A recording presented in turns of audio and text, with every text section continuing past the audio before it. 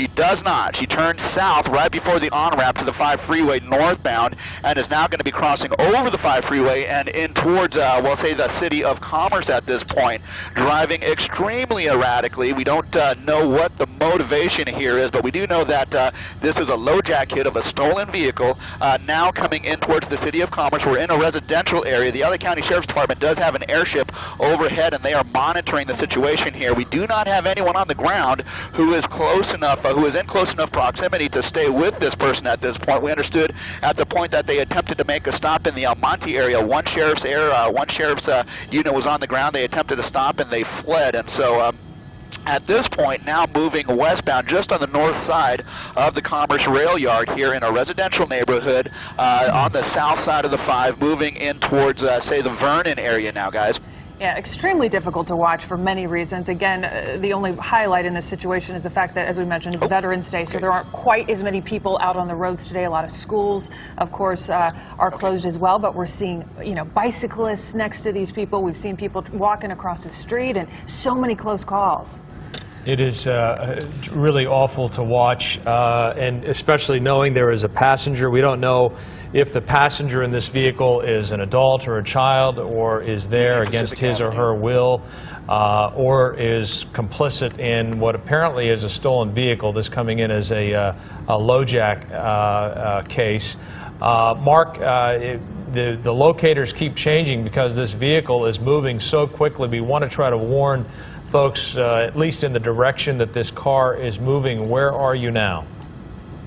We are just in the city of Commerce heading towards Vernon, westbound on a fairly industrial area here. It was westbound on Union Pacific Avenue. The person just made a southbound turn, and they are going to be in a position where they might not, it's going to be a little bit convoluted here because this person is basically working himself or herself into a situation where there are fewer and fewer options. If she or he proceeds southbound, they're going to come up on the Commerce Rail Yard, and they are not going to be able to proceed any farther south. Now, coming up on a T intersection here, it's either a left turn or a right turn here, so it looks like it's going to be a right turn. And again, just on the north side of the Commerce Rail Yard is where we are. It's on a frontage road in a primarily industrial area here. There are some mixed areas of homes and industrial use type buildings here. Coming up on slower traffic. Let's see what the person does. Initially we thought that it might be a female driver, and that's why I'm kind of referencing it in this way. We thought it might have been a female driver by the look that we had a few minutes ago. Oh my God! Okay, swipe that car. That car hit parked cars. Okay. That is just one of a couple of accidents that we've seen this person cause here. Now, we're up on the main street again. I did, thank you. We're just up on the main street again and moving northbound, essentially over towards the 5 freeway here. And this person is traveling at an exceptionally high rate of speed given the conditions here. We're talking about some narrow streets, some slower traffic, some pedestrians that are in the road. So definitely a hazard to many of the folks who are in the neighborhood here. Just coming up on the major here, it looks like he or she is going to be making the left turn over towards, say, Soto Street is going to be the next major north-south as this person makes their way westbound. Now, slower traffic is what this person is encountering at this point. What is he going to do? Is he going to try and weave around it in that center median of traffic? We don't know. It looks like that is going to be the case. No units on the ground is what I should mention here. No units on the ground at this point. They are being tracked by several helicopters at this point. Sheriff's Air 7 is the closest one to them right now. Coming up on Soto Street in another block and a half. Sears Soto is where we are, the located of the famous Sears building, located right at the intersection of Soto Street, and looks like they're going to be coming up on that here in just about half a block, the major intersection. Let's see what this person chooses to do. Oh my gosh, a pedestrian. Okay. Goodness. Wow. Yeah, that is very scary here as this person now turns northbound on Soto Street over towards the 5 freeway is where we are now headed here. So we've seen some very scary moments here. We've actually seen contact with a couple of cars already, but again, moving northbound on Soto, we'll be coming up on the intersection of the 10 freeway and the 5 in just about a block or so. Guys? Painful to watch, and it's they're going the wrong way now on that side of the street there. Let's hope that no one comes. Opposing lanes of traffic at this point. Mark, this is where are we headed right now? We're obviously in the wrong direction, going right onto the freeway. Yeah, we're on Soto Street, coming right through the East LA interchange. Soto Street northbound will be now coming into the Boyle Heights area as the person shifts back into the proper lanes of traffic. Northbound on Soto, just out of the East LA interchange, and we will be tracking this vehicle here as he approaches 6th Street and moving northbound. So continuing to move northbound. Soto's a major intersection, or a major street that well runs the length of the East LA area and the Boyle Heights area here. If he stays on Soto northbound, potentially another couple of miles, he'll be up on the 10 freeway over towards, say, County General, and that is apparently where we are headed at this point.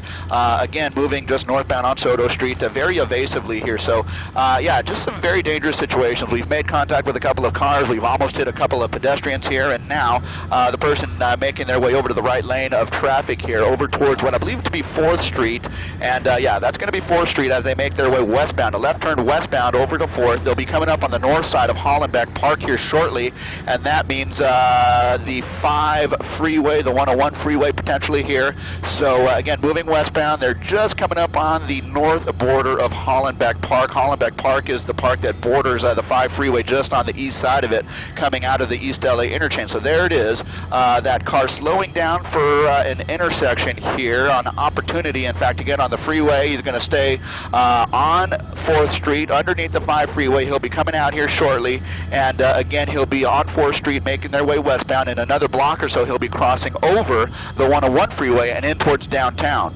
Now, Mark, a lot of times you have a really clear idea of how fast this driver is going. Can you give us any sort of estimate throughout this pursuit so far? You know what, I would at the very least estimate on surface streets 50 to 60 miles an hour, and the only thing slowing this guy down is the fact that there's slower traffic and pedestrians. You saw there was a little bit of hesitation at the point of Olympic and Atlantic, I think it was what it was, where that person came up on an intersection and there was a car in front, and there was a little bit of reluctance to push that car out of the way, but you saw in the end as that car moved forward, he did in fact push that car out of the way.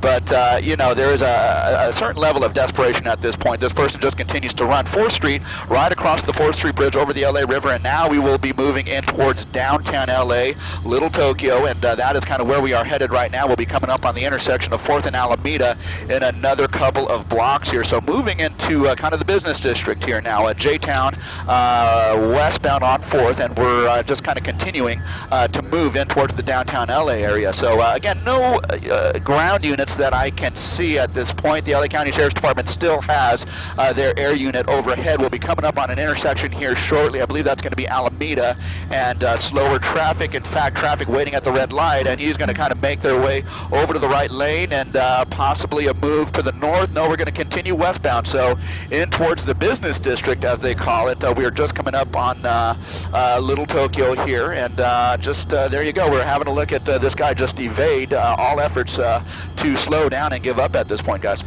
And you would hope at some point that this driver would recognize that there are no ground units in pursuit and would slow down. That's the whole point of these officers and the deputies from the LA County Sheriff's Department not tracking very closely to try to de-escalate the situation. Clearly, this driver not responding to that and putting so many people at risk through his or her driving actions. Turn southbound.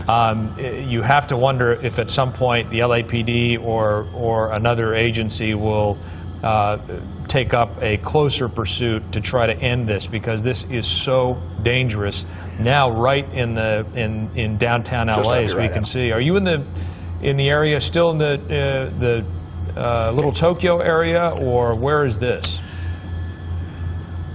Frank, we have left the Little Tokyo district, and he made a left turn southbound, so either on Hope or Spring is where I think he is at this point. We kind of lost track of him as he kind of went through the buildings here, so we'll try and reacquire him, but maybe that was part of the strategy. Maybe that was the strategy, knowing that the airships were the only ones above, maybe behind the cover of some of the buildings. That was their plan, to try and get away utilizing that kind of method here. I can tell you that the Sheriff's Department helicopter is overhead. They are kind of tracking this thing, and hopefully they haven't lost sight of it, but indeed turning southbound on either Spring or Hope, we seem to have lost sight of the vehicle for the moment, guys. Yeah, probably that's not going to happen for too much longer. We will, I'm sure, be able to find him at this point. I want to go ahead and give folks more information if you're just joining us about what we're looking at. A stolen car, Thanks, reports of a stolen car probably about 30 minutes or so ago. This apparently started in the El Monte area. We do believe there are at least two people inside that car, one driver, one passenger. We've seen the driver on the cell phone for much of this pursuit throughout the morning, but just being extremely, extremely reckless. The video on the right you're looking at right now is from a little bit earlier, going through several neighborhoods, coming very close to pedestrians, bicyclists, hitting several cars along the way. Just an extremely dangerous situation. It is indeed, and now this is the live picture here of downtown LA, where the car may have stopped, may have gone someplace into a parking structure. Let's hope that that is the case. Let's hope that that the person is trying to escape on foot at this point. We will obviously have Mark Kono continue to track this until we find out how it has ended, or until we have reacquired the pursuit, if it's still ongoing. But again, if you're in downtown Los Angeles and you're going to be out on the road, just be aware of this situation. An extremely dangerous person driving through the streets there, pursued by police. All right, 8:15 is the time. Let's get a check of our weather. And 5's over the 110 and 3rd. We're at 1,500. Could that be under the bridge, under that Curlicue Bridge, just approaching the inner, to the right, to the right.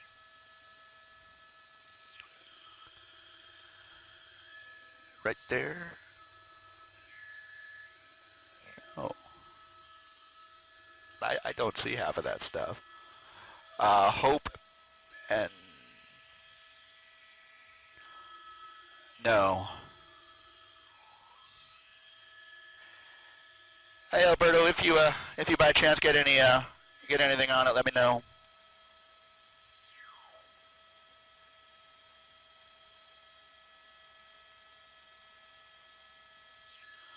I copy. Thank you, sir. Yeah, airship. As soon as they lost it, peeled off, and that was it. So, okay.